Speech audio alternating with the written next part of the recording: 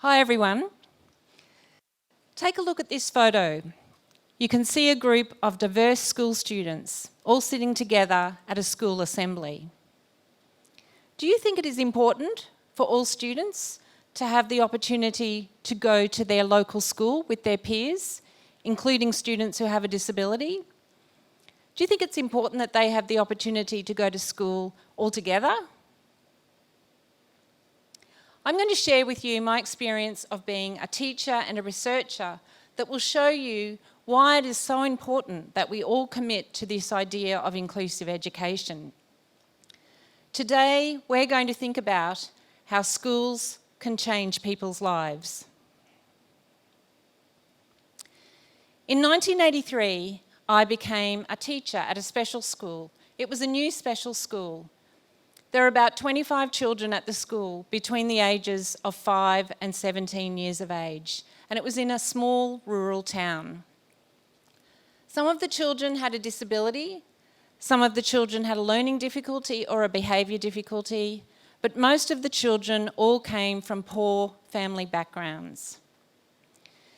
In 1983, when the school opened, the students were selected to go to the school by the local school principals, the guidance officers and the counsellors, and they were removed from their local school, their local regular school, and placed in the special school, away from their friends and siblings. In a small country town, students who went to the special school were labelled and ostracised. They were called retards. All of a sudden, they were seen as mentally and physically inadequate. Can you imagine what sort of impact this had on their young lives? Research tells us that special education establishes life trajectories that may limit life opportunities, may separate children from their siblings, neighbourhoods and communities, and may impact on the nature and the quality of the education that they engage in. In 1985, I became a teacher at a special school that was attached to an institution for people with disabilities in North Queensland. The school had children between the ages of about 3 years of age right through to young adults, and most of the students had significant and severe disabilities. Many of the students were wards of the state. So when they were born, their parents were encouraged to give them up and forget about them and place them in the institution. And the children became the responsibility of the government. It was the government's responsibility to look after their welfare. Some of the children at the school that I taught at saw their parents occasionally, but most of the students never saw their families. Can you imagine the impact that this had on their lives? In the morning, the children finished their breakfast in the institution, and then they were placed in wheelchairs in the institution and waited for us teachers to go and collect them and bring them down to the school. The school was in the same grounds as the institution. Some mornings when we arrived, there was a bed sitting in the garden in the sun. And that meant that one of the people in the institution had passed away overnight. And sometimes that person was one of our students. The children and young people slept in dormitories in cots that looked a little bit like the ones in this photograph. Most of the students, or most of the people in the institution, had self-stimulatory behaviour. They rocked and banged their heads and made lots of self-stimulatory noises, repetitive noises. And that was due to anxiety and being sad and lonely and being bored, or sometimes they just copied each other in the institution. So in an institution, self-stimulatory behaviour was normal. I remember a cage, much like the timber cage in this photograph. And the cage was at the entrance to the institution, and children were locked in the cage with not very much stimulation. This was really cruel and dehumanising. The The children all had cognitive, physical, and social and emotional difficulties, and their development was clearly impacted by living a life in the institution. This was only 35 years ago. Can you imagine? Can you even imagine that happened only 35 years ago? This is a photograph of me as a teacher with one of my other teaching colleagues and with one of the teacher aides, and the photograph is taken in one of the special classrooms in the special school that was attached to the institution. We worked really hard to make sure our classroom environments were really fun and stimulating, and we taught academic skills and social skills and living skills.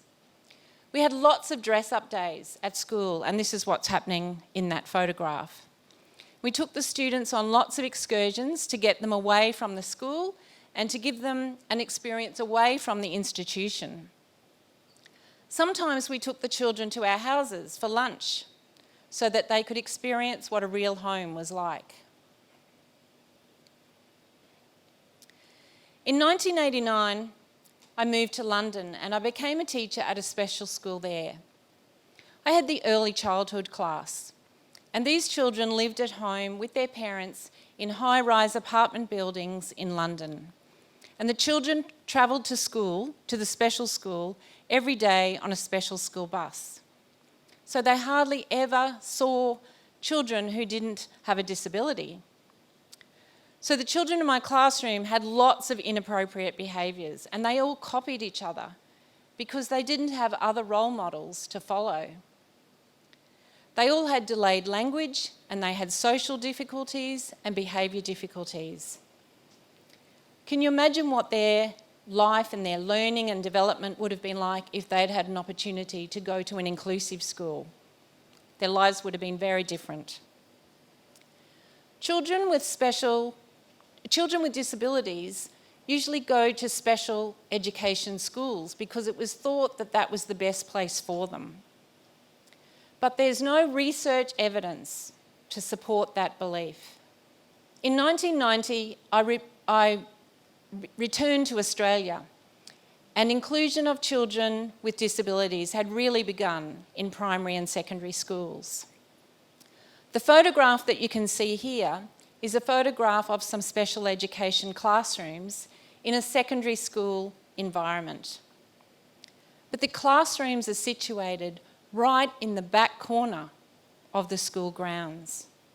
So the students with disabilities are still separated from their peers, and they spend most of the day learning and socialising with people who have disability rather than, with peers who don't have a disability. Can you see that there's a big fence around the special classrooms? What sort of message do you think that sends to the school community? What sort of message? Does it mean that people are frightened of them? They need to be locked up? So once you get through the big high fence, the students with disabilities have to go through a locked gate and then through self-locking doors to get into their classroom. So what sort of message does that send about people with disabilities? Does it send a message, as I said just before, that they need to be controlled and locked up? Do you know that they are the same ideas and beliefs that people had about people with disability as in the 1800s? So more recently, we've seen lots of positive changes in education. We've seen greater equity and thinking about what we need to do in terms of education for girls and to support children who come from different racial and cultural backgrounds. My question is, why are we still segregating children with disabilities in education? This photograph is taken of a student who had a disability in a secondary school. He used to go to classes at the Special Education Unit. So SEU in the photograph stands for Special Education Unit. And when he took this photograph, he gave the photograph the caption, which said, "If the doors were left open, it would attract more people to come into the special education unit. But the doors are closed, which makes people feel afraid of the different people inside. Around the world, ministries of education have been working really hard to develop a more inclusive approach to education that really has a focus on supporting education for all students, including students who have a disability. In 2019, I was asked to give research evidence about the benefits of inclusive education at the Royal Commission into Violence, Abuse, Neglect and Exploitation of People with Disability.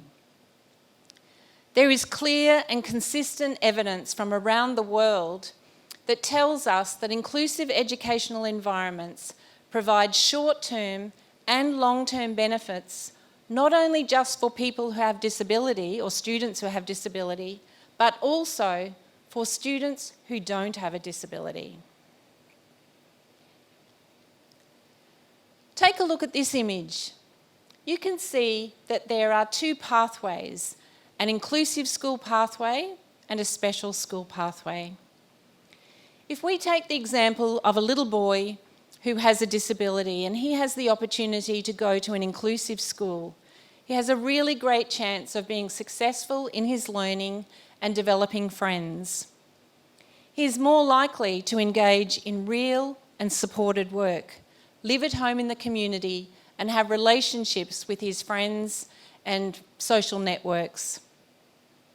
He has a greater chance of having choices and having a good life and a bigger life.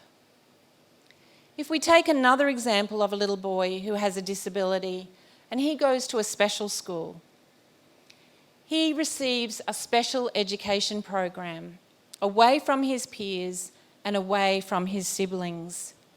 He is more likely to end up in sheltered employment or not be working, be living in a group home and may become increasingly isolated and have limited choices. So he is more likely to have a smaller life. So my question is, which path should we choose? If I think back to the young woman who was sitting on the fence in the small rural town, who was just about to begin her teaching career, I didn't realise how passionate she would become about moving away from a special education approach for children with disabilities. If you have a look at these photographs, you can see that there's young people in the photographs who have disabilities, and they've been through inclusive schools. And they're just hanging out with their friends, doing regular things, you know, in their social world like everybody else. If you had the opportunity to join a more inclusive social group, just think how it could help you to become a more caring and kind person. So this big idea of inclusive education is going to take some time. But my question to you is, what can you do now? Think about your own social groups. Who's in? Who's out? And why? Is there a possibility that you can invite someone with a disability to join your social world?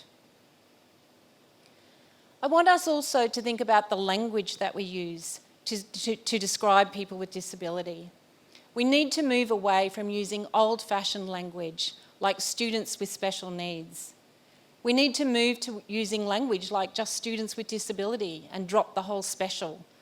That's a really outdated piece of language that we just need to get rid of. It takes us away from being inclusive. So I hope today I've convinced you about why we all need to commit to inclusive education and the benefits of inclusive education for all people.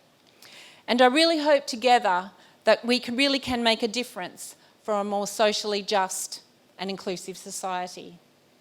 Thank you for listening.